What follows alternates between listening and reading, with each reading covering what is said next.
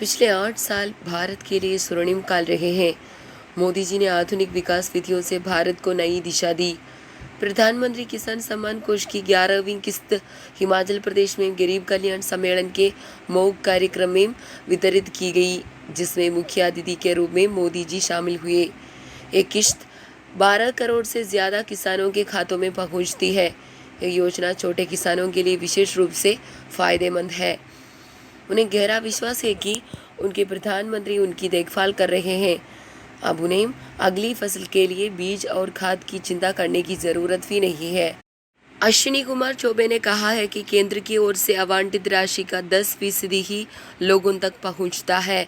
यह अब जनता के लिए 100% पूरी तरह से सुलभ है। गरीबों को भरोसा है कि उनके प्रधानमंत्री उनके साथ है। आयुष्मान भारत स्वास्थ्य बीमा ने 55 करोड़ नागरिकों को लाभान्वित किया है। उन्हें प्रति परिवार 5 लाख रुपए की चिकित्सा सहायता मिली है। केरल में इस योजना की मदद कई लोगों तक पहुंच चुकी है। कोविड काल में एक देश एक राशन कार्ड योजना उपयोगी रही।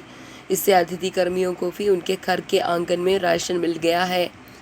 गरीब कल्याण योजना के तहत लगातार 2 वर्षों तक 700 मीट्रिक टन अनाज का वितरण किया गया। किसी अन्य देश ने ऐसा प्रयास तक नहीं किया है। केंद्रीय मंत्री ने कहा कि कई देशों ने भारत के प्रयासों की प्रशंसा की है। कार्बन उत्सर्जन को कम करने के लिए हम पूरे भारत में 1000 शहरों में ऑक्सीजन उत्पादन क्षेत्र स्थापित करने की योजना बना रहे हैं। इसमें केरल के 11 शहर शामिल होंगे। 2070 तक शून्य कार्बन उत्सर्जन का लक्ष्य है। केरल में बीजेपी का विकास हो रहा है। केरल में राजनीतिक हत्याओं के बारे में सुनकर बहुत दुख हुआ। इनमें हमारे कई कार्यकर्ताएं मारे गए हैं।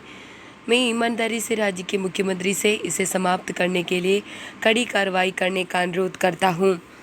हमने हमेशा राज्य सरकार की मदद करने की कोशिश की है। News desk, news India Hindi.